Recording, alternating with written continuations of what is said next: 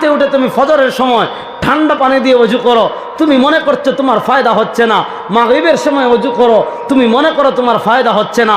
ওযু করলে কি ফায়দা হবে জানো?